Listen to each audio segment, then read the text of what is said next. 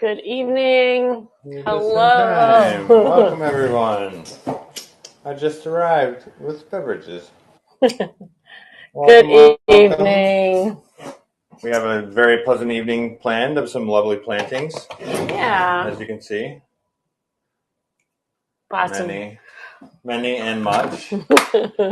Welcome, everybody. Welcome to the shenanigans. We hope you're having a good Saturday Eve so far. Oh, you filled that pretty full. I did indeed. It is absolutely full. Sorry, my microphone is way over here. So you're probably not hearing me as well. Good morning, everyone. Morning. It's 7 o'clock in the evening. We got a lot of good stuff tonight. Lots of really beautiful plants to plant. Look at this one. Patterwally seedling selection. I love the splash on these leaves. Hello. Lots of really beautiful plants here to pot up. In a way, a little bit of a preview of what we're going to have available in the future here. So it's kind of a cool thing. Right? The roots. Always a key. I think with us, this is one of our main points of contention is we want to make sure our plants are well rooted before we put them on the market. And part of that is our process. The aeroponic propagation is a big part of our overall success. And I think that growing this level of roots before even introducing the plants to soil is kind of what gives us our jump start or our trademark. Put that whole tray up here. Success. There's a lot of really well-rooted plants here, and some are obscenely rooted, and some are just like, that's a pretty average plant, I would say, for us. Now, this particular one, this is a gorgeous Caudata Gold, which this is the first time. This has been a very slow progress for us. I've had this plant for a while, and it's just not produced very much growth. This is the first time I've been able to cut it. So Caudata Gold, and as you can see, really nice, robust roots. I expect this to take off really well. I think I have like 4 or 5 of these cuttings ready and rooted, but it's one of those ones that it's been a long time since I bought the plant with intentions of trying to bring it to the market. It's just been quite slow to grow. Mm-hmm. Now, there are others in here that are on the level of maybe even obscene on the roots. This is just a common Botanica. But again, it's one of those ones. I have a couple on the shelf. It's one I've not been in a super rush to get it out of the prop box and get it propagated. So it kind of sat a little beyond the normal. As you can see, that's quite a display of roots there. Yeah, so we thought we'd jump on, show you a little bit of potting, how we're potting up our plants, talk a little bit about our methods, and then talk a little bit about how we got here and how we developed the systems that we have and the soils that we use, and answer questions along the way. We want to hear how you guys do it, and if you have any input or advice for us that you think is useful, we're always happy to hear. But Caleb has kind of gotten this down to a pretty good system. Hey, welcome back. Welcome. Yeah, so I thought we'd bring a little bit of hopefully something interesting. Welcome. Yeah, so like we have a pile of plants to plant. It's part of our chores that we have to do around here just to keep things rolling. But I thought it might be interesting to bring some of that content so that you guys can see it. Like obviously this is normal for me. I'm pretty numb to seeing this. This is a plant we took in as, let me just say, this is a mother plant of ours we've rooted. But look at the roots on this. I feel like you need a comb for that. I feel like that's pretty obscene. Now, this is a really great plant. This is Swiffer's Mood. So it's a gorgeous plant. I believe this has got to have some, just by looking at the leaves, some subquintuplet nervous, but also possibly verticillata. Yeah, I can look it up. I know that's a RHM seedling. RHM or Rick and Swiffer? RHM is Rick and Swiffer. Oh, well, there you go. RHM. See, this is why I have my noper. It tells me when I'm wrong. Everybody needs their person that tells them when they're wrong. Make me sound like a villain. No, it's you keep me on track. Are you kidding me? I'd be out here spreading false information if it weren't for you. So I value your input. All right, Tim, 2010. When you tell me I'm doing the wrong thing or saying the wrong thing, I value that 100%. Welcome. Yeah, it definitely has a verticillata like flower. Yeah, big time. Like a really, right? Oh, that's not going to show. See it at all. Let me see. Maybe. There we go. Can you see that? If it catches the light, forget it. It's gone. Yeah. But if we can just subvert the ring light, then we can just make it. So Caleb's going to do some potting. I'm going to ask him some questions about how we got here. If you've got questions for us as well, feel free to shout them out. You've been using our method too, the aeroponics. I honestly think it's the best way, but I'm a little bit biased. Welcome, Phil. Good to see you. Quick shout out to our friend Phil at Gathering Moss. Phil and Crystal are a fantastic Hoya grower out of Indiana. Great people. And they're doing some really fun things with Hoya growth and some really cool products to help support the hobby. So please go give them a follow. Definitely check out what they've got going on. We love aeroponic propagating. They have developed a unit that you can use as a home grower. As a home grower, as a novice, as a beginner. Hey, Nessa. You can get started by having their what are they calling it? Prop box. The prop box. Yep. Buy the prop box. It's fantastic, and it introduces you to the technique that we use to grow roots like these. Yeah. And so I think that that's a really great way to begin your plants is with a lot of really wonderful roots. Start there. He's also got some great new nutritional stuff to help support healthy root growth as well. Yeah. So check that out. The units we're using are big and commercial, have a large capacity. But this is a much smaller capacity. You can put it on a bookshelf and it works fantastic. Put a little grow light over it. It's fantastic. So that's a mentality we share. I think having healthy roots makes your experience of growing a plant 100% different. Yeah, it's definitely from start to finish, it's 100% different result. The leaves you get on the first leaf set and the development to flowering too. I think that a plant needs to be a certain amount of established before it wants to give you flowers, and the roots are where it always starts. Absolutely. So where did it start for us? Like when we started, fill dirt's great. Absolutely. 100%. Fill dirt is Gathering Moss's soil media, and it uses the same principles as our soil media. Grab that bag there. So this is our soil media. You can see it here in the box. We developed this because we very specifically wanted it to be able to support small plants in small cups when we started. That was kind of the whole methodology behind it. But it was originally developed from our aeroid mix that we created because we kept struggling with the pre-commercialized mixes that were just holding water a bit too long. So a lot of what's in here Agree, Phil. Helps to give you some aeration without compaction. You can have moisture retention, but you're not having over retention and you're not having compaction, which is a big deal. I think that's that combination, however you achieve it. Now, the fill dirt uses fern root. Tree fiber, Tree fern fiber, which is a fantastic material. And we tend to lean more on fir bark for our fiber additive.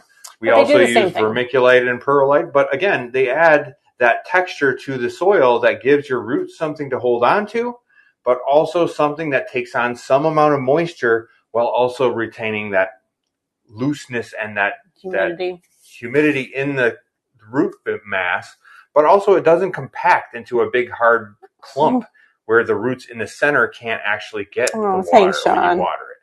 So again, that's one of those things that makes a huge impact in your overall success of your plant's health is having good soil zone so your roots can take up the moisture. And that has a lot to do with the components that you're using to mix your soil. Yeah. So how did we get here? When did we start developing this soil? What were the problems we were struggling with that made you start to develop this? Those of you who know my background, you know that a lot of the horticultural experience that I've had has to do with gardening, outdoor gardening, landscaping, and cannabis growth. And one thing that I learned a lot about from cannabis growth is soil additives, but also soil moisture, and keeping healthy root zones keeps healthy plants. So roots equal fruits. If you have good healthy roots, your plants do really well and grow really healthy, and they can they can travel really well. They can also survive in a wide range of different conditions. And the soil mixture that we've formulated here is made for an ambient humidity situation, so you don't have to necessarily add a humidifier to your plant room, or a cabinet or something like that, right, or an enclosure of any sort, because the soil is retaining the moisture that you need. I think that's an important part. Now, vermiculite and perlite are common horticultural additives that typically are used. Now, we were using Phalaenopsis mix for orchids and mixing that in for our aeroids. The components of our soil, we use a base of peat. We use perlite, vermiculite, and fir bark as additives to our soil. So you have a equal part mix of vermiculite, perlite, and fir bark, but then about 40% is peat. What does that do? What does the peat add to the soil? The peat allows for moisture retention. It allows for the spaces in between to be filled by fine soil particles, and that allows for that soil moisture retention. So we're relying on peat, whereas a lot of people do coconut. Coconut is a popular replacement for peat, and I understand that peat is a finite resource, and everybody can't use peat. Unfortunately, there's a limited amount of peat available. It takes a long time to make peat in its natural resource, but I do find it to be a really, really great way to grow plants. And if you can get it, it's a really great media. Why do you pick that over cocoa bark? Coconut chunks and coconut coir, I've found that coconut tends to absorb magnesium and calcium as you're trying to water your plants with a balanced nutrient mix. The coconut can steal away some of those nutrients and make them unavailable to your plants. I found that to be more sensitive in certain plants than others, cannabis specifically, but that is a technology that we tend to overlay into the Hoya component is that magnesium and calcium need to be added in extra quantity if you're using coconut in your soil. Our soil, the peat, is very neutral.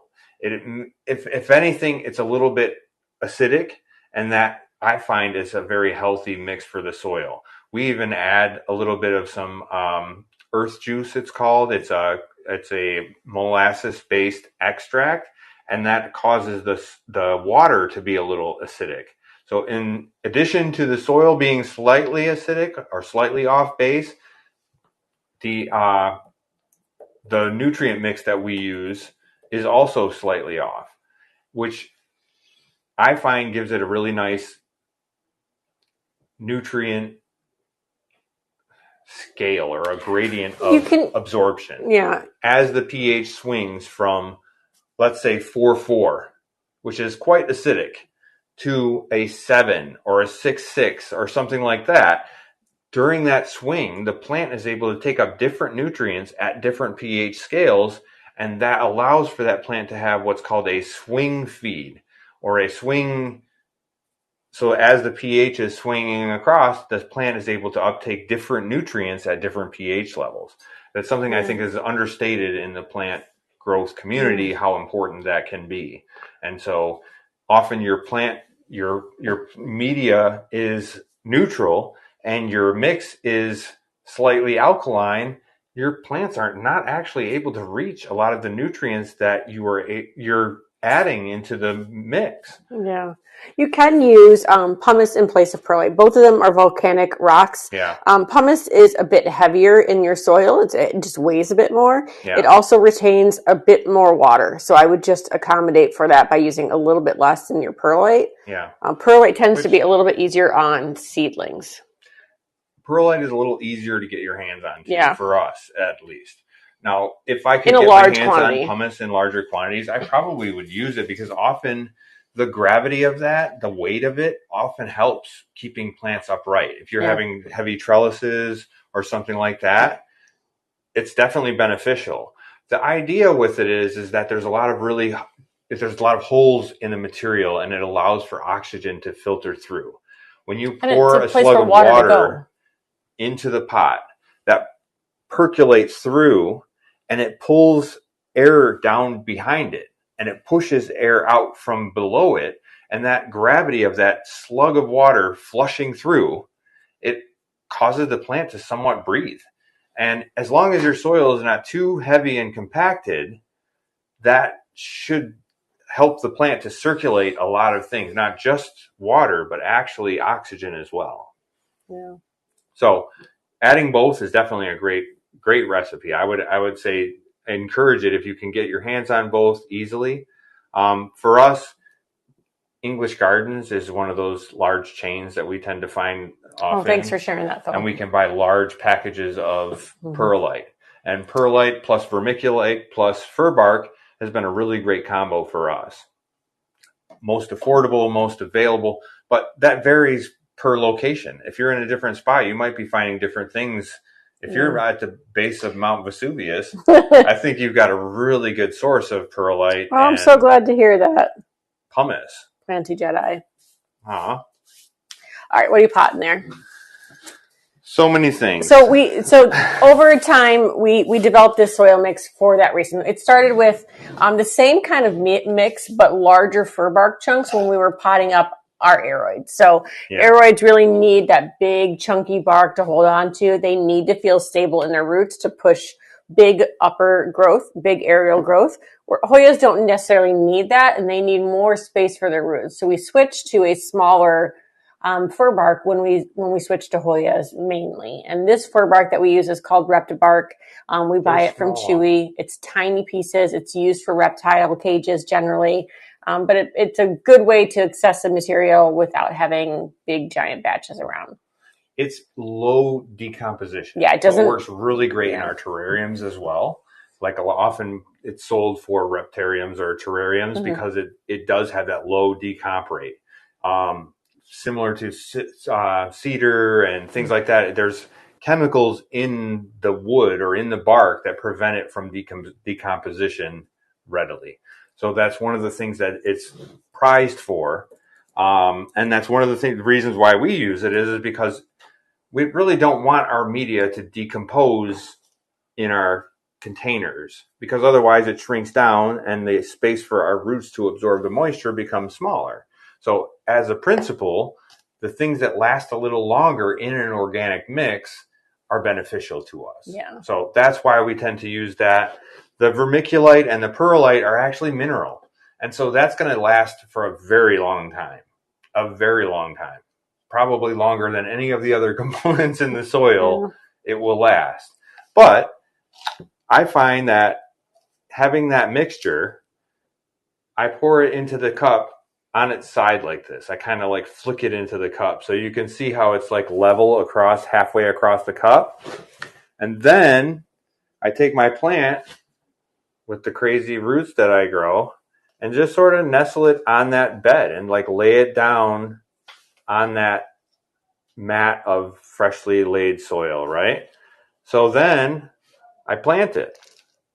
So that's kind of like farrowing the rows, and now this is like sealing it in. And now you have those roots are encapsulated in this soil media so that when I water this, it will absorb easily into those roots and it will grow really nicely. Next thing you know, this will colonize that whole pot and you'll have roots growing all the way through this and new growth on the plant. now you know that plant is secure and stable, ready to be shipped and ready to be received and perform. Yeah, I think having a methodology of planting that is consistent with every cup makes it a lot faster, especially when you're doing production level of plants for us. We use the same size cups for everything, big, small leaves, whatever. It's the same cup, so it's the same potting soil. When Caleb gets going, I was teasing him earlier that I should probably make a reel of how fast he can go, because he can pot quite a few cups a minute with this theory. And it's just, his steps of halfway on its side, tap it a couple times. And that's that. It's a lot of roots in that cup. But the thing is that they need intimate contact with that soil. And so you can't have like pockets where there's a bunch of air going on in there. It has to be roots laid on soil, soil laid on roots. They're encapsulated. They're in the center. That's where you really want them to be. So when I water this plant right in the middle, it's going to go right down that root zone, and those roots will be able to absorb the moisture and feed the plant to start. Eventually, the whole pot will be full of roots, and then I don't have to worry about how that goes. I'll just fill the cup to the top and let it percolate through, and no matter where the roots are in there, they'll get the moisture. But to start off, you really want to make sure you have that situated in a way that it's going to make sure that those plants get a really good, healthy start. Well, there's no guessing when you're watering. You know where the roots are in every cup, no matter if you're watering 1 tray or 15. If you're right in the center, you just go with your water gun and right down. Exactly. And that makes it a lot easier to manage and maintain upwards of 1,500 plants. You have to start thinking of ways to manage big collections when you start collecting a lot of plants, whether or not it's for sale or just for personal enjoyment. When you have that many plants, you got to start to be more efficient with how you manage your plants. And how you start new ones, how you propagate them, especially when it's for a business, when you need to make it efficient. There's a high level of importance put on making sure that you have a good process there. And I think it's really important that you establish that good process. What's that? And then follow that. Isn't that 7950? Loy Province. Loy Province. They look similar. They look similar. The Loy Province has a little bit thicker leaves, but they get that gorgeous pink splash. Yeah. So pretty. Yeah, we haven't had those in a while. But the mother plant was doing really well at Mom's and like being very friendly, as I say. Sometimes they get a little friendly. They start making friends with everybody else and like tangling up. This was one that was up into the rafters and trying to make friends with the floor. So I got a few nice cuttings out of it. It's not usually a problem to have a lot of those ones because they sell fast. Yeah. It's so pretty, and that pink splash just... So tell us a little bit about the cups and how you came into these cups versus what we originally started growing Hoyas in. Okay. That's definitely a good subject matter there. Initially, we were buying a lot of Hoyas that seemed to be grown in like 1-inch cups, 2-inch cups, these tiny little cups. The problem is, as you get upwards of 300 of those, it can be quite a struggle to keep them all happy and watered, and often they're large chunky mix in these tiny little cups. It's just a very difficult in our environment, which our ambient humidity is like 28 to 35% roughly in our grow space. Like in our environment, they were just drying out within days. It was like every 3 to 5 days we would have to water a lot of plants. It was like every day or every other day I was having to water. So it was like to an extent that I couldn't sustain. So I think that there's a certain point where you have to say, okay, additives have to be added. Those tiny little cups have to be bigger in order to retain a little more moisture. Now, I know that I have overwatered plants even in those coconut coir or coconut chunk setups. So you do have to manage. You can't put too much water, but you have to have the right amount of water. So I do think there's a balance there, but it's very important that you get enough moisture into your plant. Then the roots dry out. Then they go for the duration of the time with retained moisture. Why didn't you pick like the 4-inch green pots you see everywhere? Honestly, I feel like the clear is a big deal for me. I've heard a lot of people say that roots are sensitive to light. Often I've seen roots turn green And when roots turn green, similar to orchid roots, I believe they're actually photosynthesizing and helping the plant. So to me, I don't fear a green cup. I don't think that's ever been a detriment. I mean, a clear cup, yes. Mm-hmm. Because I do think that the clear cup allows you to see what's going on in the roots and also the moisture level in the soil of those cups. I can show you a plant that we have.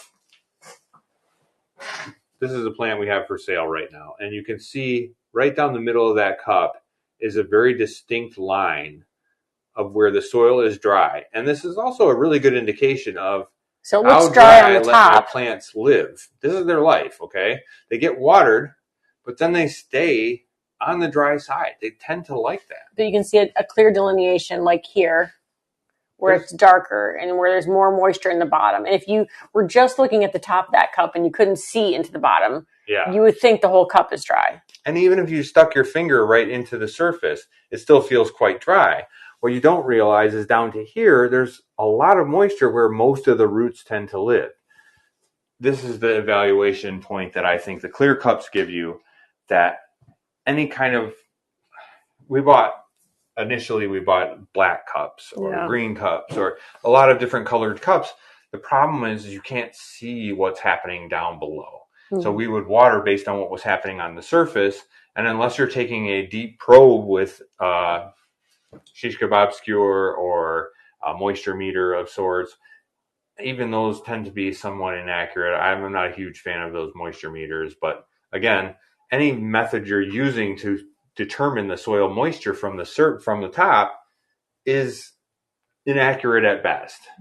That's not even talking about monitoring for like pests or root impaction or change in color of your roots or something like that. If you can pick up the cup and you can look at the side, you can see when the mealies have reached the edge of the cup. You know you have a serious problem on your hands. If you don't see through there and you can never see mealies in your cup, you would never know when you have a problem because they hide underneath the soil and your plants would just be dehydrated and looking terrible. And then so they obviously make clear pots. What do you do about the algae? Algae is not particularly harmful. It's a little unsightly, but it's not particularly harmful. If you really want to get rid of the algae, you can just put some alkaline water in there and kill the algae. But it's really not a problem to the health of the plant, so I don't really worry about it. Sometimes we even get fungus, like you'll get like little white or yellow little mushroom mycelia growing in the soil. It's part of a fruiting body of a fungal infection that doesn't harm the plant at all. In fact, it helps the plant, but it's something a lot of people are very put off by. It's just pot fungus, they call it. It's soil fungus or pot fungus, but it doesn't harm the plant in any way. It actually, it increases the vitality of the roots of the plant. Fungal, what do you call it? Mycelia? Well, when they work together, symbiosis. Yeah. When they work together, they have a tremendous benefit to the roots. It actually extends the roots mycelial. When you inoculate your plants with mycelia, it extends the roots reach and they can bring in nutrients and exchange between the mushrooms and the roots of the tree. Yeah. And it can change the whole health of the plant. It's like a cheat code. Yeah, no, it doesn't at all. No. It's growing in there simultaneously, but it's not a harm to the plant in any way. So there's nothing you need to worry about.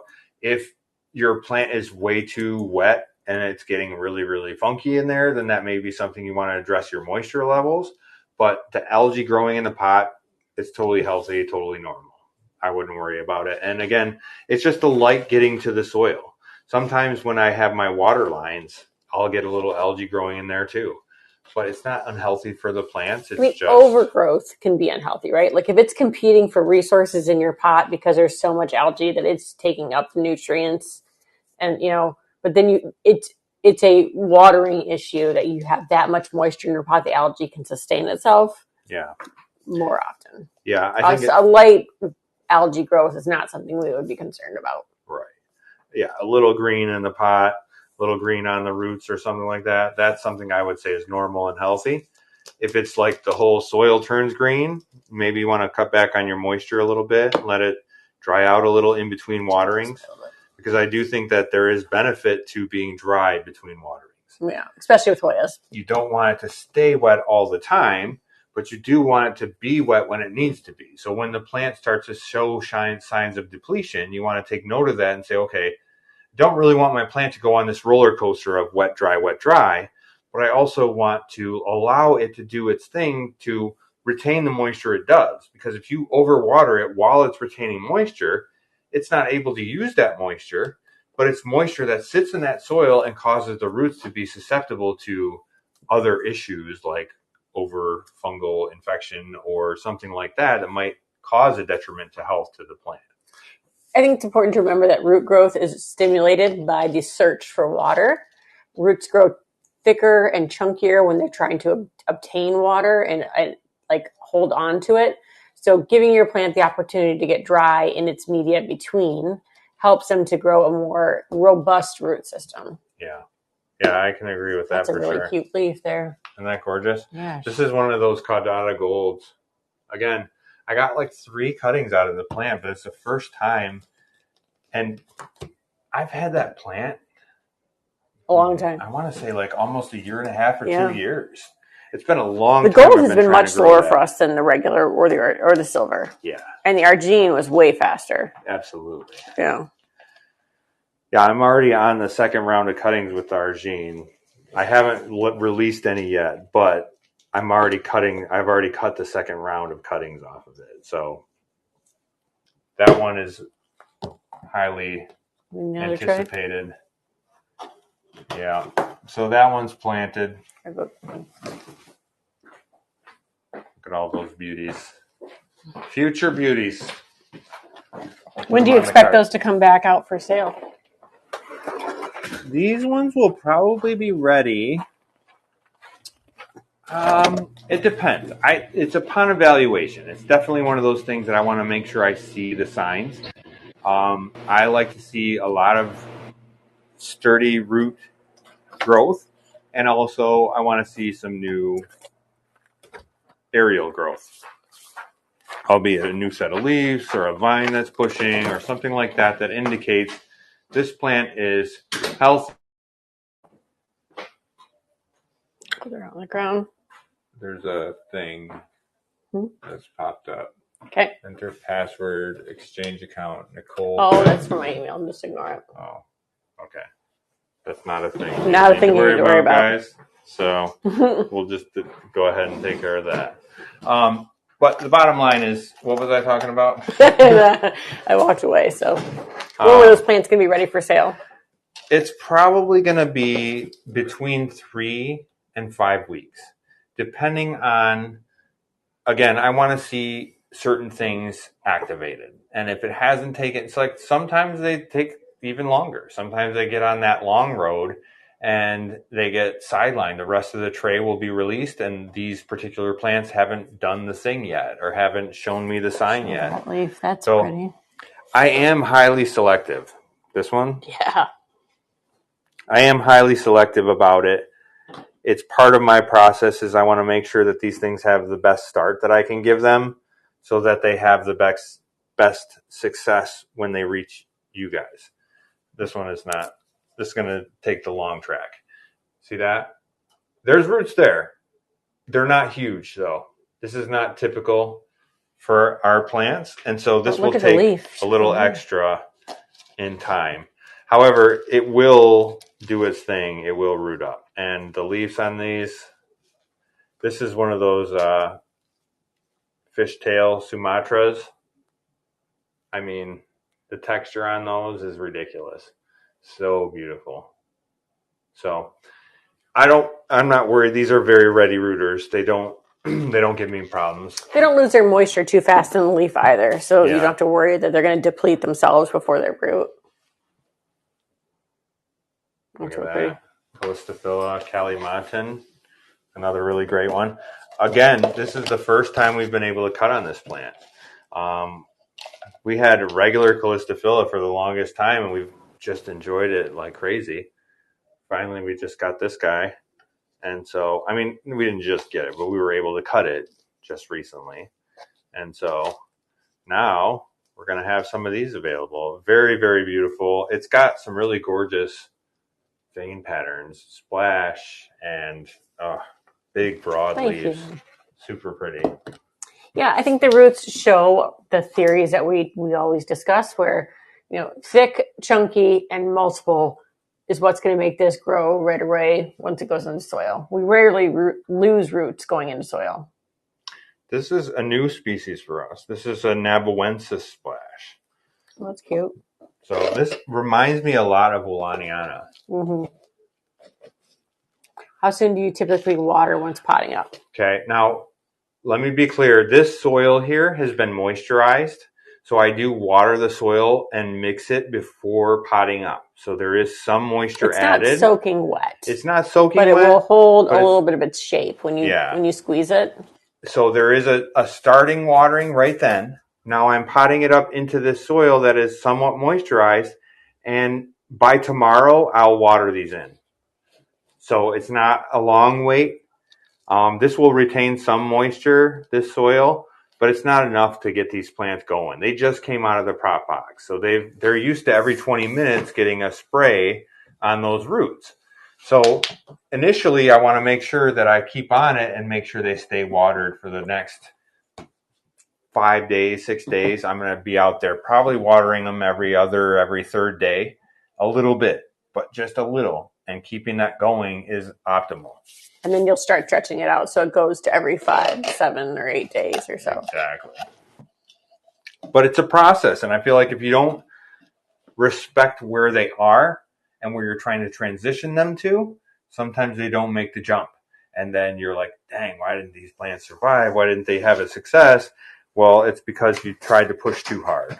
And you forced them to do something they weren't ready to do. Do you treat them differently based on the type of leaf? Like that leaf is much more succulent and has a hard cuticle versus maybe the Naboensis that has a thinner leaf. Yes. I would say that, yes, I could say there's a difference to treatment. I would never take a multiflora and let it sit on the bench overnight without and dry out without water. I feel like that would be devastating. When it was newly potted. Yeah. I think that there's certain plants that I can let sit exposed roots or exposed cutting for several days before putting into the propagator or even potting up. After being pulled from the propagator, they would still be okay. Other species, I would never even consider doing that. What are the features you would look at to determine that? Well, for one thing, undulata, that gets the utmost. As soon as I cut that, I put it straight into the propagator. As soon as I pull it out of the propagator, I put it straight into the soil. So I never let that one dehydrate. I feel like that's the only way to succeed with those guys, is just don't ever let it dehydrate. There are others that, like Carnosa or something like that, they can take a wide range, and I feel like sometimes that's beneficial to allow them to experience that range. Not necessarily as cutting. Sometimes they can shrivel up pretty hard and don't come back from that. But I think in a lot of cases, some of these plants they're a lot tougher than we give them credit for. It's in general a pretty good rule, though, to say the thicker the leaf and the waxier the coating on the cuticle of the leaf, the longer it could go between waterings when you're just transitioning it from cutting the soil. As a rule of thumb, you think about the thickness of the leaf, the thickness of the stem. Those are like batteries. They're moisture retention. They can hold a lot of moisture in those structures. And so the plant has resources to work from. It's not completely dried out. Like a thin leaf, like a multiflora, doesn't have a lot of resources available. So the leash is short. What about something like a Lacanosa that has a firm leaf but is small and thin? A Lacanosa, in my experience, because of the thin vines, they tend to have a more susceptible situation. Yeah. They're a little more prone to fluctuation in their environment. They tend to like a nice, stable, wet pot. And if you dry them out too much, they tell you. They'll yellow leaves, they'll blast leaves, they'll blast blooms. They're in their own way, they're both durable and temperamental, and they're a very telling species. I found the Lacanosa to be one of those very educational species. Taught me a lot about Hoya growth. Lacanosa don't like cold. If you give them too cold of an environment, they tend to wilt and wither and have troubles. If you had to pick 4 Hoya species that were the best for people to learn on how to propagate Hoyas, what 4 would represent the scale or the different range the best? Okay. I have to go with one of my favorite recently, thin-leaf Hoyas. Was a gift to us. The species is called Apoda. Very beautiful, matte leaves. Yeah. It looks a little bit like a oh shoot, drawing a blank right now. Dang, it's got a really gorgeous leaf. It looks a little bit like McGilvery. Yeah, but very, very beautiful.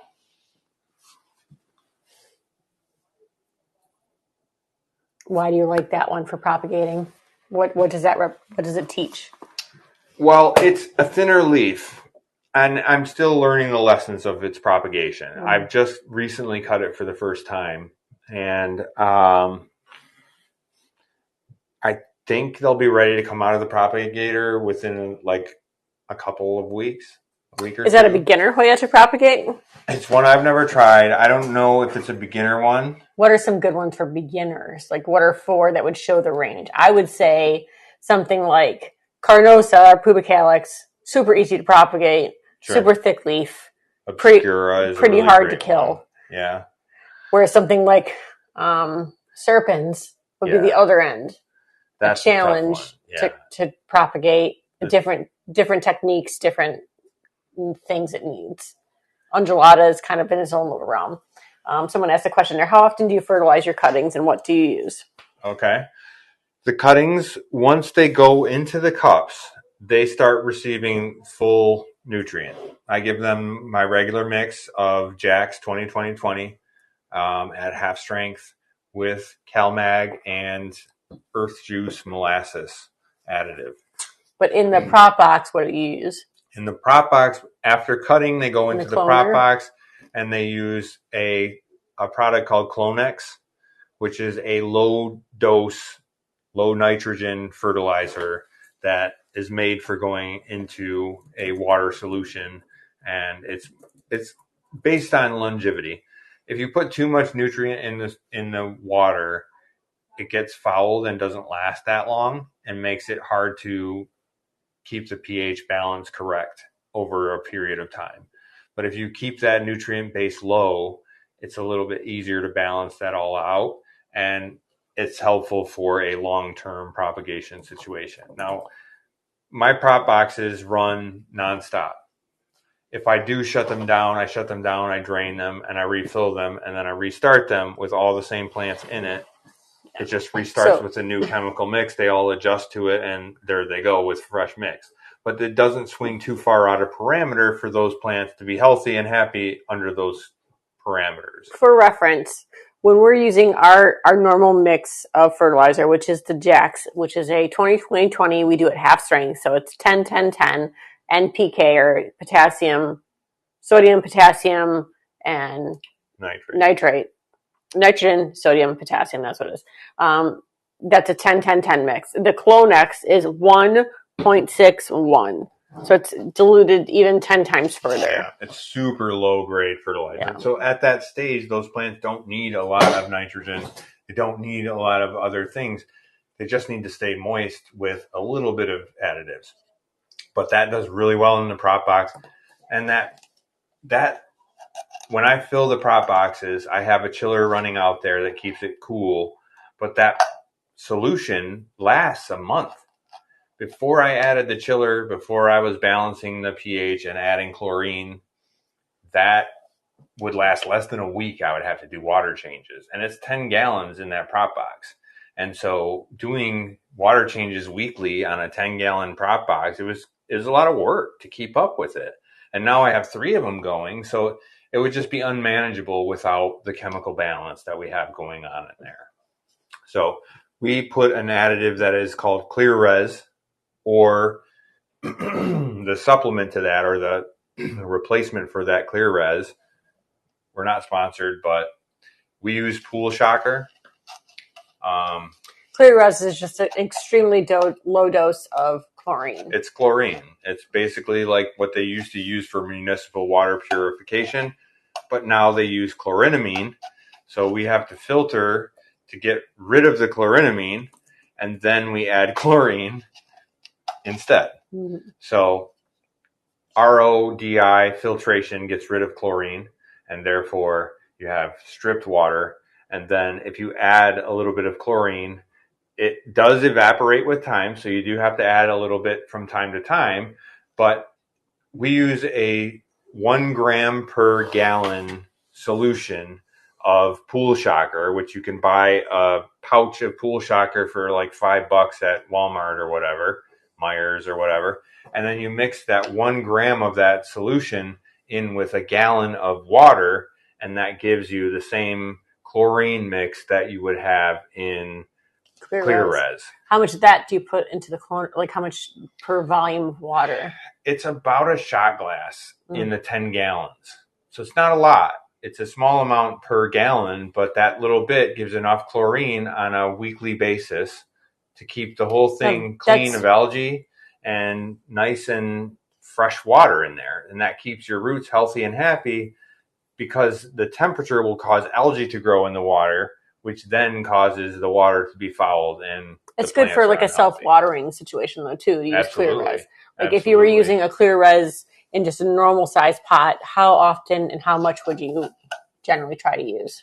Okay, if I was doing like semi-hydro plants, I would take my reservoirs and I would have like a drip tray, pull my plant out and set it on the drip tray, dump out the reservoir, and I would have a mix of my nutrient mix, a low-grade fertilizer, and a little bit of that Clear Res mix, a drop or two in a gallon of water, pouring that in your... Refilling your reservoirs that way? Yep, from scratch, 100% brand new water. You're going to have a lot better success How rate. Often? Weekly. Weekly? I would do that weekly.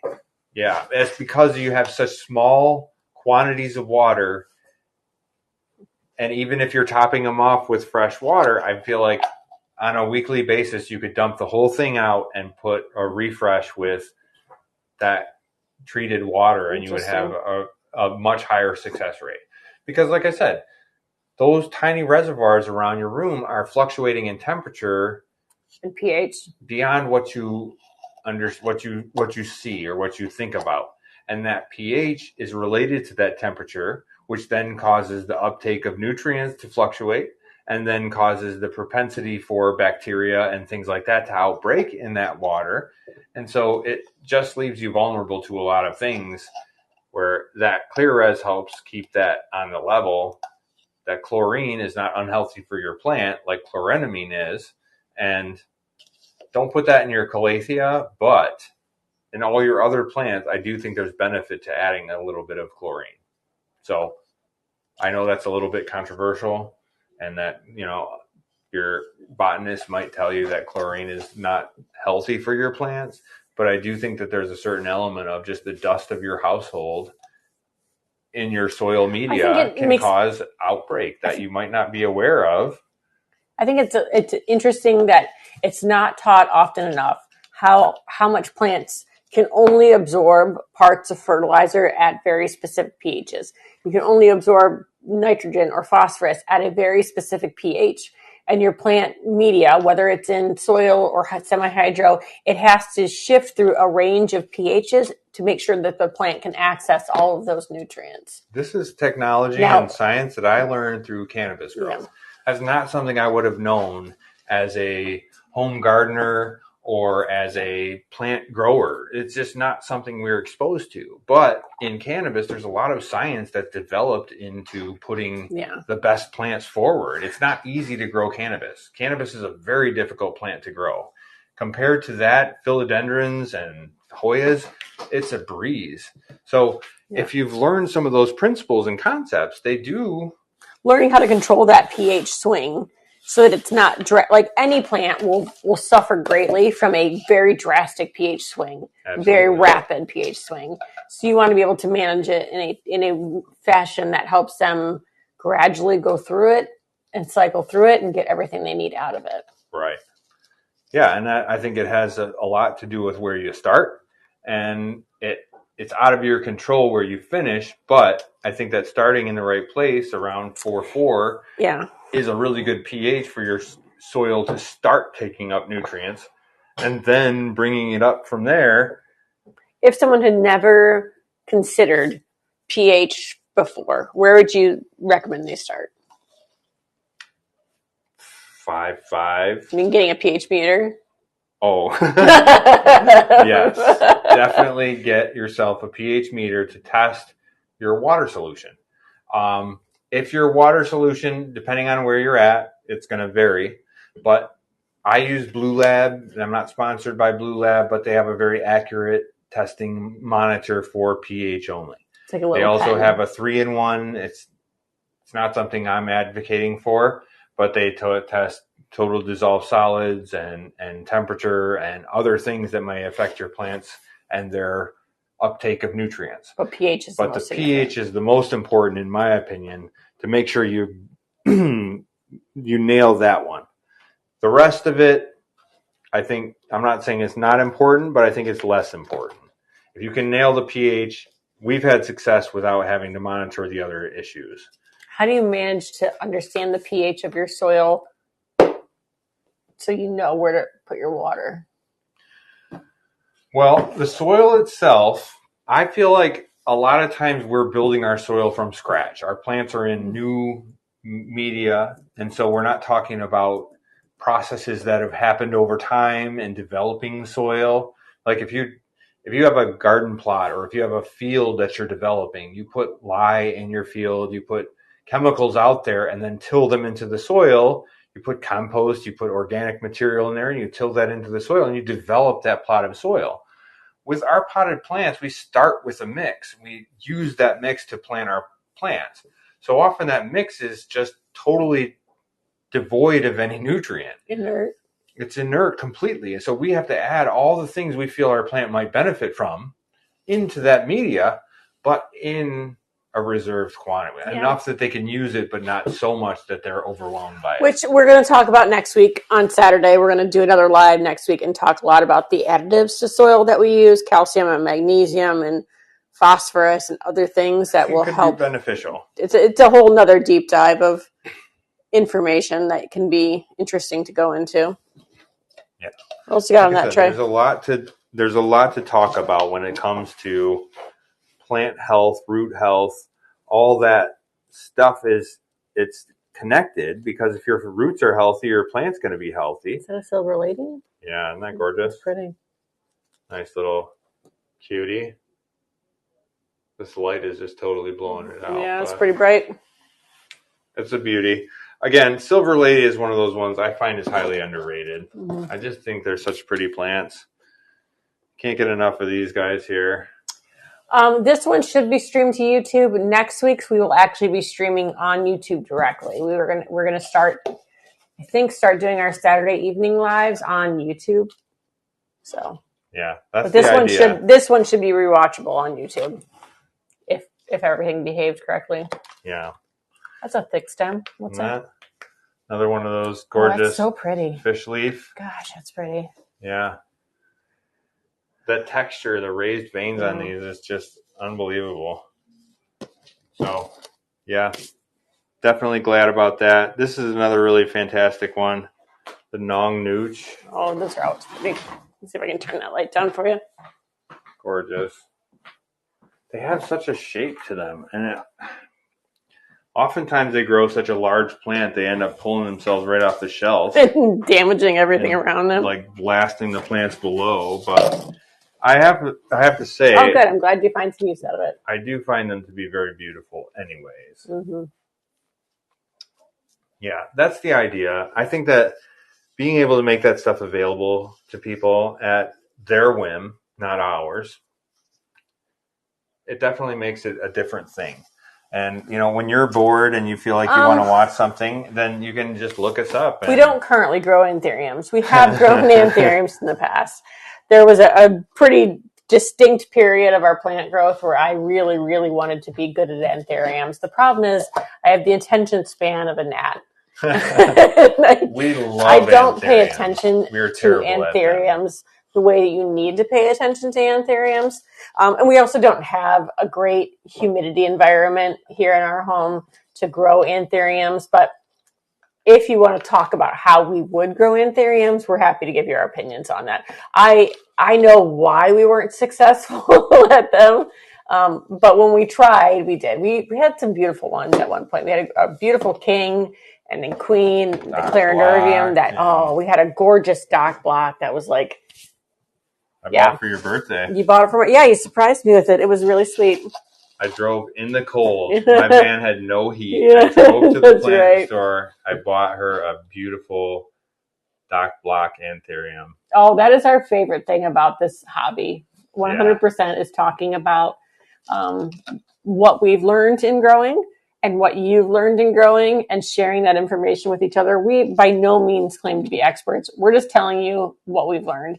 And we've only learned this because we're people who can be a bit obsessive compulsive when we're obsessed with something. It's like I say, we're not experts, we're enthusiasts. I 100% agree. They're so rewarding. They're hands down some of the prettiest leaves you'll ever grow on anthuriums. My favorite was growing anthuriums from seed. Yeah. And they're so fun to grow. That was very satisfying, but it's difficult and it takes a lot of time, but it was very satisfying, I have to say.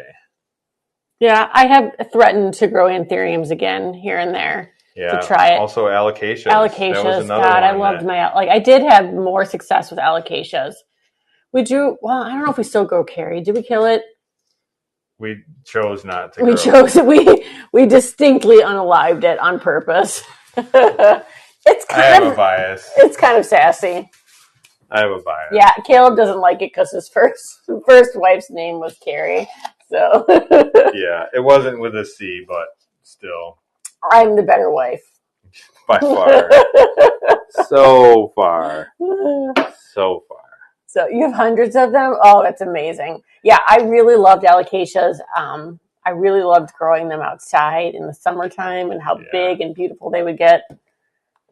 I liked my I enjoyed the anthuriums when we had them too. It's just they didn't do as well for us as I had hoped they would. Yeah, the beautiful fuzzy pubescent carry. We did grow it. We have grown it a couple of times. Yeah, it's a bit more I unalived finicky. It pretty quick. Caleb, I think we like to joke that Caleb has a bias against it, and that's why it dies. Yeah, it's a joke, but really, I have tried to grow that. What is it? NS. Something blah blah blah NS numbers and such 03 something like that. Yeah, but it like I said, it's a very fussy plant, huh? I thought you were looking for your chair. Oh no, you still have a lot of plants to plant there. I was looking for a place to set my drink. Are your jam, but you still struggle. What points do you struggle with? Where are the hiccups for you? Yeah, we started with anthuriums, really, with the not the jewel anthuriums, the other ones. What are those called? With the flowers, the ones that you see like the red and white, chocolate. My very first houseplant was a chocolate anthurium. It wasn't something that ever appealed to me. Yeah. It was something you got into and really enjoyed, and I was like, okay, attention. Well. Yeah, I get that. Now, here's the fun part: is I think for any species, maybe anthuriums are harder. You can adjust your soil media to be more in line with your attention. Yeah. If that makes sense. Sometimes. Not all the time. Anthuriums are harder because their leaves have so little cuticle on them that they evaporate their water very quickly. That leads to their crispy tips if they get dried out. That kind of thing. Anthuriums are more of an atmospheric thing. Mm-hmm. Or if you set up a good environment for your anthuriums to grow, they're actually quite easy. But if you don't, which we don't, our environment has always been ambient humidity. And the thing is that that's terrible for anthuriums. They hate that. And so if they sat overwatering, they don't like that much either. But humid in the leaves, they'd be like, okay, we're cool. We're chilling with that. But we've given them the opposite of that, where the leaves are dry, and then if the roots dry out, it's like all is lost. That's it. It's the end of the world. Anthurium's like the same thing as some of those cool temperature Hoyas that we don't struggle with. We just don't have give them the right thing. Environment where they want high humidity and cool temperature. And that is a hard balance. Unless you live in an altitude that is, the mountains, it's very hard to have a lot of humidity, but not a lot of heat. Yeah. It's a difficult combo. Mm-hmm. Which, by the way, I would live in the mountains if we had the choice. Isn't that a great shape? What is that? That's one of those Nong Nooches. Oh, that's pretty. Got that. You live in Michigan? Curl. Yeah, so you understand. We live in Michigan as well. And we have such a wild fluctuation of humidity here in Michigan. You can have days that are, 18% and days that are 52%. The anthuriums don't like that swing. And having high humidity in a home environment quickly leads to mold in your home. Yeah. It's really hard to produce that in a bedroom. It's a difficult balance to keep your plant roots healthy in, right? Like it's not the easiest place to just settle and have your plants just sit in that 95% humidity where every time a mold spore blows in your window, all of a sudden you have an outbreak. Yeah. Like that's difficult to deal with.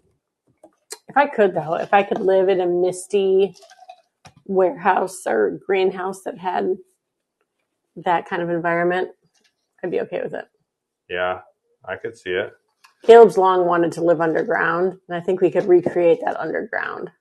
I don't think you're wrong. You'd have to have some pretty good airflow going. Yeah. But I do think that you could work it out. It's kind of like a cave. Stable temperature. Like a cool temperature, but high humidity. Pretty. What's that? I don't even know. Yeah, I don't even know. I do. It's outside. Let me see it. Is it outside or is it? I think it's here. That's nice. Here's another one. It's got that anthurium sheen. Yeah. I forget what this is called. Growing them from seed is easier. I agree. Acclimating them into that environment from a very young stage rather than trying to get them. And it's the same thing with Hoyas. Like we tell people all the time, it's okay to buy your Hoyas from anywhere in the country. Just know where they're coming from because that affects how you're going to grow them. Like if you buy a Hoya that was grown in Costa Rica from seed or from cutting in a greenhouse that had 18 hours of light, and then you suddenly bring it into your home in Michigan that has 7 hours of light a day, it's going to struggle. Like you need to know that, or you need to know how to adjust the soil to adjust, to make up for that.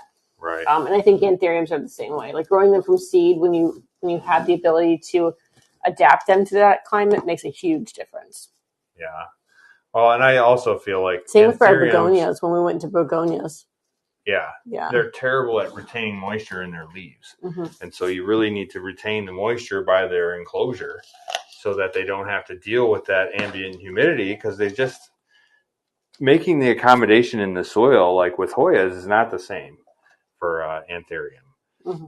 Hoyas, they can accommodate by feeding the leaves with a nice amount of moisture from the roots and the cuticle's thick enough so it can all hold up and everything's fine. So you adjust your soil and a Hoya can be okay, whereas anthuriums tend to be more on the lines of those leaves are dependent on that humidity level, irrespective of the moisture. I wonder if I have any pictures of our anthuriums. What's that? I wonder if I have any pictures of our anthuriums. I bet they're in there somewhere. We have a very fantastic local grower. He's here on Palm Street. I'm pretty sure he's still selling plants that zing. XING, Jiron. Yeah. Local friend of ours. He grows the most beautiful anthuriums. That's where we always got all of ours. And he was, whatever I know about anthurium growing, we learned a lot from him. Yeah. And also a great person. Yeah, he's just a nice guy. Yeah. So I just think that there's something to the passion for what you're doing that comes across. When you're into it, people can tell. Jiron, really, he's an awesome person. And it always comes across when you talk to them about the plants they're selling you, the things they're trying to grow or whatever. The passion is there and it's obvious. So we were very quickly fast friends, let's say. Okay, we have a tangle up here. We have a tangle. We have a the emergents are flagellata. amazing. Yeah, 100%. Yeah, those yeah. are gorgeous. We are also close to Rare Plant Fairy. We're within a couple of miles of her, and she grows a lot of the dock block cultivars first. So we had access to pretty anthuriums and pretty early on. Yeah, and aeroids, yeah. We were big into that initially, and then it kind of like, I feel like the market started to make a shift, and I saw the writing on the wall, and I was like, I feel like we need to shift into Hoyas because there's a collector market there that people love Hoyas like they don't love other plants sometimes, and I really feel like there's a passion for the Hoyas that doesn't necessarily exist. Now, I'm not saying that people don't love their anthuriums or alocasias or anything else. They sure do. Absolutely. Oh, here, these are when they were a baby. This was that's your crystallinum. Yeah, this is when we just got these. These were like very, very teeny, but they were. I think that was some of the first expensive plants I ever bought. When was that? 2021. Wow. Yeah. Look at that little queen anthurium. Yeah, that was the first plant we bought from Chiron, actually. Was it? Yep. I thought it was a melanoma. Yeah, that was a lot of what we ran into. We bought the El Chaco from him first. That's what it was. Aeroids, Caleb's really good at growing plants. We've talked about this. He grows them big, and they grow fast. And we ran out of space for aeroids very quickly. Yeah, that was a tough one. It was like realizing that I wasn't able to do that. And that commercially, that was not the right choice for us. That was a tough realization. Oh, man. This is one of the begonias that Caleb used to grow. This was an iron cross. This plant was easily 3 feet across. Like, it was huge. And it was in our living room. Yeah. So. Along with like 25 other plants. It was obscene. So. Yeah, it's part of the thing. I think we all have to come to that realization of how much space 9 foot, do we really have. Beautiful. I can't wait to see those. Out of room and out of wall space, yeah.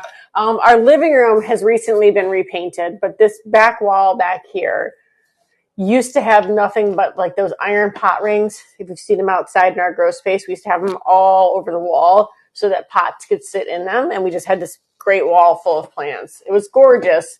The hard part was watering it because you had to have some sort of like tray that you held underneath each of them when you watered. Yeah, it's a process, that's for sure. I mean, when it's worth it, you find a way, but sometimes it's not easy. Plant wall for Hoyas, that's awesome.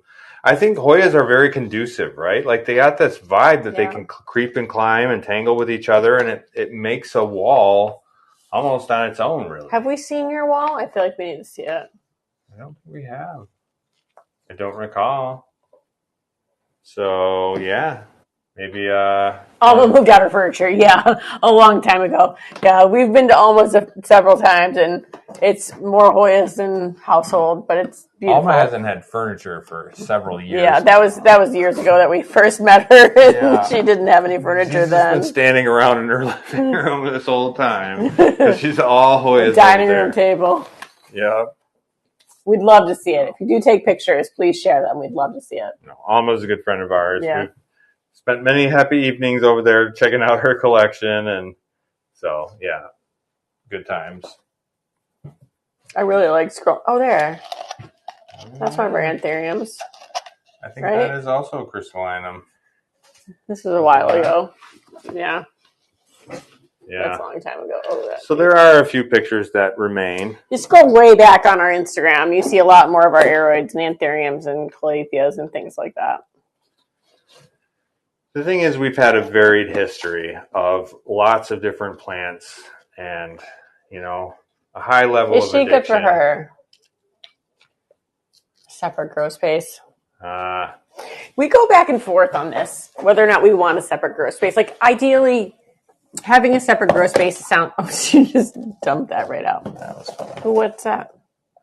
I'm not sure. It's one of the ones that Catherine sent us. Oh, nice. Having a separate grow space, like having a warehouse like Sarah has would be amazing, right? When you can just put plants literally everywhere, shelf after shelf. But then it's also not in your home, right? Like, so you have to go there to do your work every day. It is somewhat nice that Caleb can just get up and go outside and do what he needs to do, and then come back in and take a kid to school or cook dinner or something like that. It is convenient for my schedule, that's for sure. Yeah. I have a lot of other responsibilities, not just growing plants, but growing plants is a big part of one of my responsibilities. So, but sometimes I wish there was a different space where we could go to it and hang out with it and then leave it when we didn't want to be in it anymore. Yeah. No, I could see the benefit to that.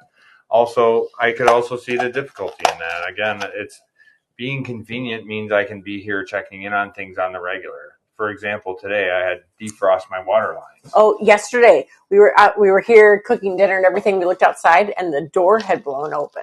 Yeah. And so it was negative like 12 degrees outside, and the door had blown open. If we were not there to see that, that could have been a big risk. Again, being in proximity has saved us some major disasters, mm-hmm. and also just made it so that it's more convenient to deal with what we have on hand here. What collection we have to maintain, and also the growth of the propagations and stuff. There's a lot to look out for and make sure everything is doing well. It's a lot. So making sure that that's all balanced and maintained, being handy and being here. Thank you for coming to hang out with us. We appreciate you. Look how tiny your Hushkaliana was at one point. Oh, wow. That's like barely a few strands, eh? Yeah. Oh, I remember when we were like, look how big this thing is, and now it's like 12 times the size of that. Right now it's insane. It needs a haircut big time, but yeah. I'm going to run out of cups here. I have to drill some more cups. Oh. How many trays was that? 3. 3? Nice. Not that many. Wait, no. 3. Yeah, 3. 1, 2, 3.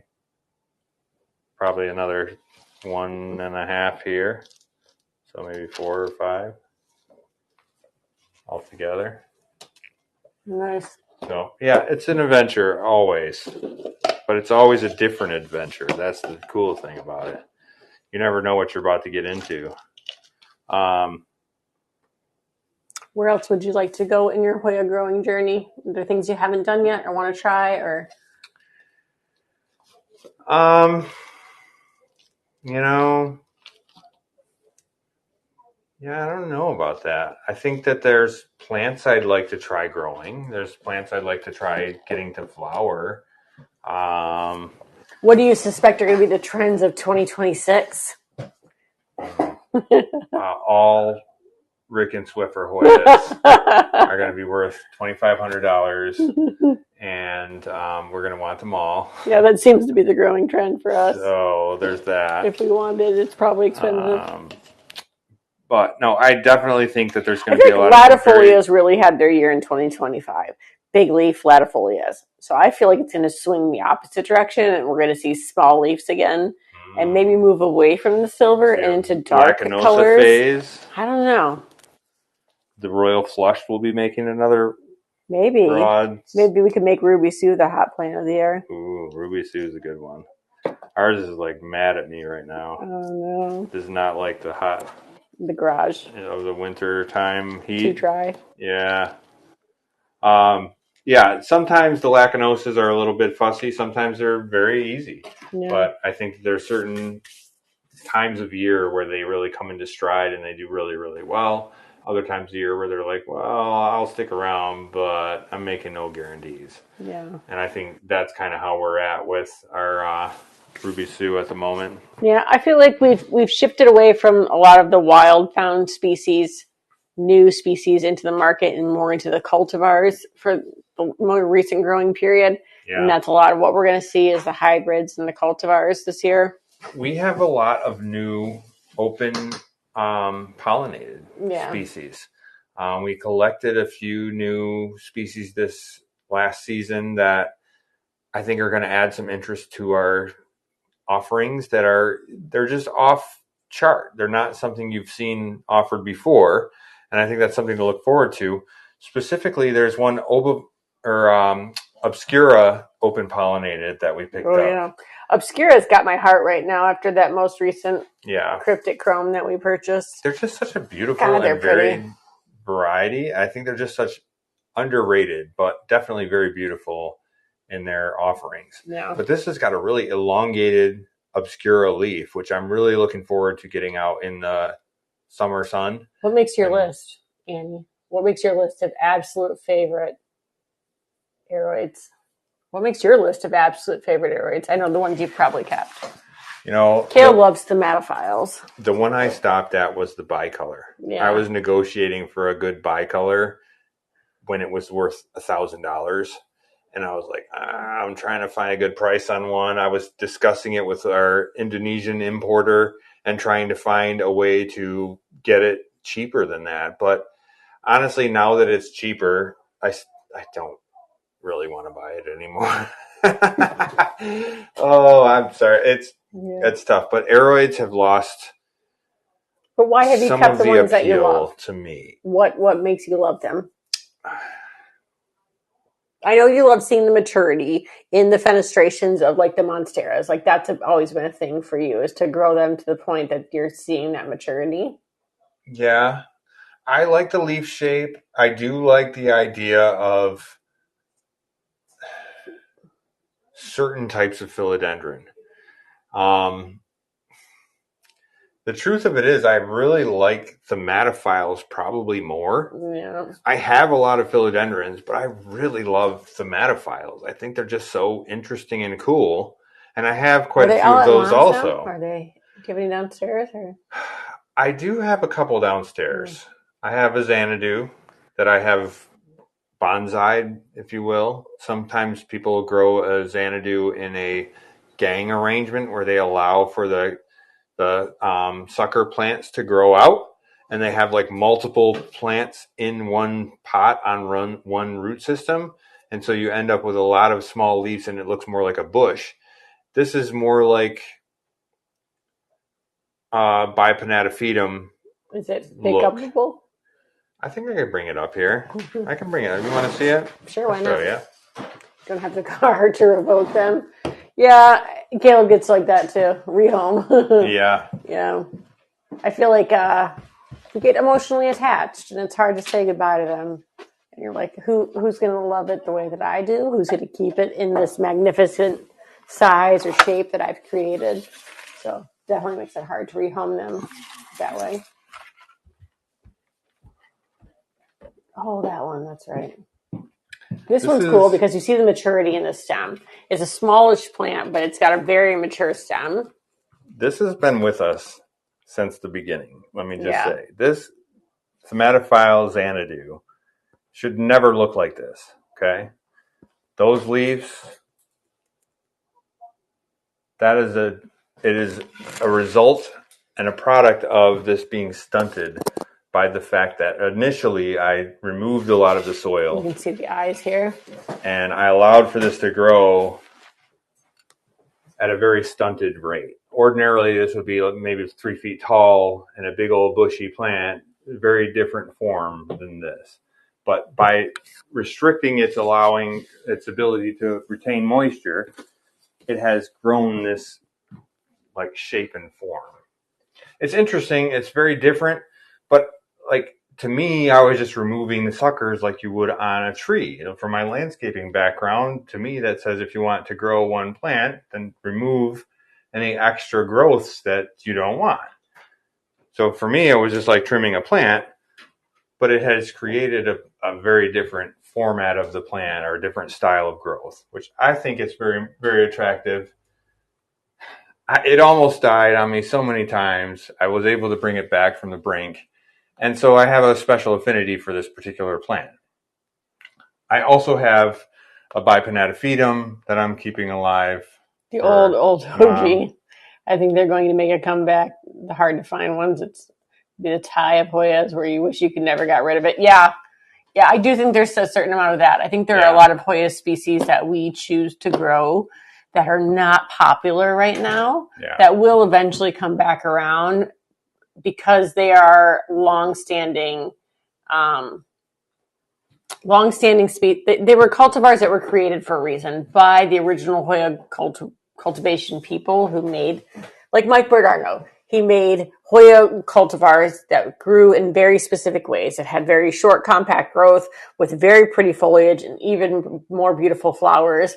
Made it a really pleasing thing to grow. And when you get past the idea of just buying Hoyas to like collect the name, and you start wanting to grow them for what they actually produce in your collection. For a specific characteristic or feature or it's things still you would Schleif Tropicals on YouTube as well. Yeah. Right? Yeah, you're right. They absolutely are. They've established themselves for a very good reason. Carnosa has been in production for, since the 70s for a reason. Still, they produce a very beautiful and very striking plant that often will give very gorgeous flowers. And they're enjoyable to grow. You have a successful growing experience for your average grower. What's not to love about that? It's not a hard plant to keep happy. It's a very vocal plant. It also it's very long lived. It doesn't require regular repotting. Some of these plants I've known to be in the same pot for 30 years and they're perfectly happy. So again, it's not a high maintenance plant that you have to constantly pour over and keep it happy. I think there's benefit to that. There's longevity in that and there's benefit to that. And that's why some of these plants have made it from the generational gap where every 25 years or so, people start getting interested in houseplants again and start rejuvenating and rekindling that fire for all of the same species that circulated before and now are making the rounds again. And if we had to start making choices, gosh, there a lot of, I think I would run for the Pubicalyx Black Dragon because it emotionally means more to me. Like, we've had that plant so long. Yeah. It's so consistently pretty, things like that in our collection versus some, obviously we're just as susceptible to names and pretty leaves. Fancy plant. It's not like a unicorn type plant that we would run to that's so profound to us or so impactful to us. It's, the Lambie Af, or it's the, Matrata, or it's something like that. That's like, it's got its own appeal, even though that's not necessarily everything will become at some point appealing to everybody. It has its thing to you, or it has its certain characteristic that you can't get enough of or whatever. Matrata, for example, has these really waxy, beautiful, smooth leaves with wavy edges, but they're somewhat thin and they just have a very beautiful presence. To me, I just can't get enough. I could have dozens of Matratas and still want more. They're just so pretty. Yeah, Caleb would grab the Bohoi, 100%. Definitely. There's at least 4 Bohois I'd have to grab for. As a matter of fact, there's one about to flower at Mom's house. Oh, is there really? Yeah. So, yeah, Bohoi, Undulata, those are definitely some favorites. We do have some backups in more than one location just in case. But yeah, Vitellonoides is another great one. Yeah, that's one of our oldest plants too, Vitellonoides. Yeah, we've had that one for a long, long time. Which you don't see sold very often anymore. Like, if you tried to buy a Vitellonoides, I think you would struggle. I think it's one of those ones that a lot of people had for a while, and suddenly everyone was like, oh, no one's buying this. I think I'll just stop having it. And now suddenly it's hard to find again. I think there's a cycle that goes on there that if you keep some of these classics around, which is something our company has focused on. We love the classics. We love the standards, the beautiful, long-standing collection-building plants that are just gorgeous, beautiful plants that are going to provide longevity of beauty for your collection. Those are the kind of things that what comes and goes is going to come and go. But you're going to have those certain pillars in your collection that keep it all together and make it, look at my beautiful collection. These are some of the plants I've had from the very beginning, and they've just been performers the whole way. Easy and beautiful. There's something to that, I think. Oh, that's amazing. And there's also a lot of our plants in our collection that are like that they're one of a kind because of the story that came with them or the grower that gave them to us. They might be a species that's common to find, but they're uncommon to us because of where they came from. Right. And I like those stories. I think that's not different than the heirloom carnosas that someone's like, my grandma grew this. It's special, right? Yeah. It's special not because of, it's a rare, expensive plant. It's special because of the story that's behind it. It's special because of the significance emotionally. And I think there's more to plants than just plant fiber equals value. I think there's something to the emotional attachment or the emotional connection we have with these plants that makes them mean more to us than what we spent on them. Agree. When you can track lineage or you can point back to, this person shared this plant with us. I got this plant from my grandmother and she's no longer with us. And now this is the thing I have that I look in the corner and I remember my grandma. What kind of price tag can you put on that? You can't. That is a priceless reminder of where you got that plant and how you came to appreciate plants. A lot of hobbies like that. Yeah. It's amazing. So I really value the extra value in a plant like that. The heirloom. We just collect everyone else's too. We don't have anybody specifically in our family that gave us any plants like that, but from other people, we like that we grow a certain clone from April that, she's only done this with, or a clone from Catherine or something like it. It means something to us to have that heritage behind it, and we get to create our own story around it. Yeah, it becomes a special plant that's beyond just, I have a Shepardii, let's just say, for example. It's not just a regular Shepardii, it's the Shepardii we got from our friend Catherine. And so it has a special place in our collection because we love it because it came from a special friend. Our, Argene, Caudata Argene, came from all of you guys. That's funny. Together, we have came together and multiple plants from Alma that are the Finlaysoni in the corner. In the corner. We have plants labeled in our collection that are Finlaysoni from the corner because that's where it was in her collection. And those kind of stories, that means nothing to anybody else if I put it on a tag, but it means something to us, So there are certain things that I think that's the closest you can come to an idea on the plant, but it's what you have to work with at this point. Oh, she's literally been saying that from the minute we met her, is that she's going to sell her Hoyas and move. But I don't believe it. Yeah, it's hard, right? Yeah. The story, I understand. The chicken massacre story, I feel like we should rename our multiflora green the cat massacre because of the cat massacre story in our collection. Yeah. But it destroyed that plant. But everybody has a great story. And I do think that there's some really interesting things that happen along the way when you're trying to grow these plants or trying to, have a business growing these plants. I think there's some interesting stories that come up that get attached to certain species or certain plants as you're growing them or whatever. And I think it's part of what makes it interesting. I think it shows how much for us and a lot of you guys, I think, that are here on Palm Street for this reason, that this hobby is about growing plants and about the growing plant community. Yeah. And those two things together, the stories and the relationships they're not isolated from each other. Absolutely. We all feed into that same community. We're all part of that community, and each little part that we contribute, I think it adds to it. And you can go and see a show of ours, something we're talking about, and you can go and see a show of someone else's, and everybody's bringing something to the table. And I think that's the beauty of it, is we all have an interesting perspective, an interesting take. We're all growing differently, growing different plants. And I think that's a benefit to everybody to be able to have that kind of resource available, that you can see that type of information available and see how other people are growing, so that you can say, okay, I've heard a lot of stories. Here's how I want to grow the plants I'm going to try and grow, and see what success I have. And when I succeed or fail, I can ask the community, hey, how are you guys dealing with these problems, these issues, these struggles? There's a community to go back to and to ask. It's been fun for us because when we started here on Palm Street, we literally were the very first sellers selling Hoyas on Palm Street. Yeah. Back when it was Plant Story, there was barely anybody here, and we were just screaming at the top of our lungs that Hoyas were cool and you should try them. And they were not popular then. No one really wanted to grow Hoyas. So to watch the community that's developed around it has been really cool. Yeah. Really an amazing part of this. Yeah, Hoyas have become a totally different level of awareness, that people are they're now aware of what beautiful and amazing Hoyas are out there.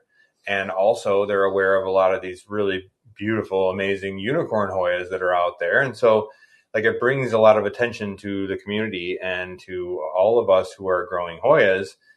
There's an opportunity for us to showcase what we're growing and show off our beauties and the things that we've made. And I think that's very fun and very cool to be able to have this community, to be able to show that to and have them react and respond. And because people are into the things that you're into, you have this community to bring these beautiful Hoyas, and people can say, oh, wow, that's amazing. That's something it's one of the good sides of the internet. It's something I want. Yeah. And so it's made the connection between buyer and seller a lot more fluid.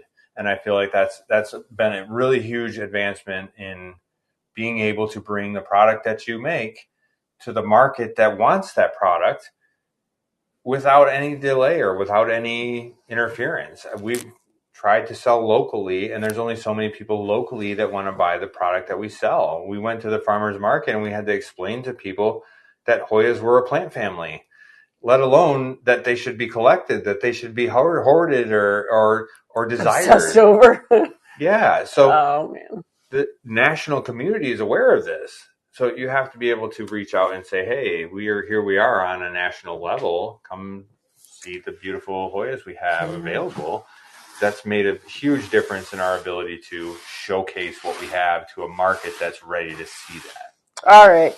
Well, we've gotten very deep and way off subject of potting up plants. Yeah. And I ran out of cups. And you ran out of cups. So I need to drill more cups. And we have to be back on tomorrow morning, actually doing our job, selling plants. So yes, it's probably time we wrap it up and finish potting plants quickly so that we can all end our evening. But yeah, this was fun. We're trying to do more of these things. We're going to try to be on more regularly, doing, more casual chats and talks and hang out. We hope you can join us for them either here or over on our YouTube channel. We appreciate it. If there's something you want us to talk about, please let us know. Otherwise, we'll be back tomorrow morning at 9:30 here on Palm Street, sharing with you some new pretty plants. Lots of beauties. And come check them out. Yeah. Good. And we'll be talking about a subject matter undecided. We'll be talking about plants for sure. We usually Sunday mornings we have a topic of discussion similar to what we're doing here this evening, but we'll figure something out. I'm not sure what we're going to discuss tomorrow, but usually we have a topic matter that we like to discuss after our show. And so thanks for coming, everybody. Come join us tomorrow morning. Enjoy your Saturday evening. We will see you tomorrow morning. Everybody, thanks for joining us. Thanks for spending your evening with us. Come back next Saturday. Yeah. That's going to be topic of next Saturday's video, Miss Annie, is our additives. Yes, definitely. So come back next Saturday for our evening chat. Yeah. On Saturday evening, we're going to be discussing water additives, water supplements, fertilizers, nutrients, all the in-depth geeky science you could want. Yeah. So. All right. Bye, everybody. Thanks, you guys. Have a great evening. Thanks for joining us.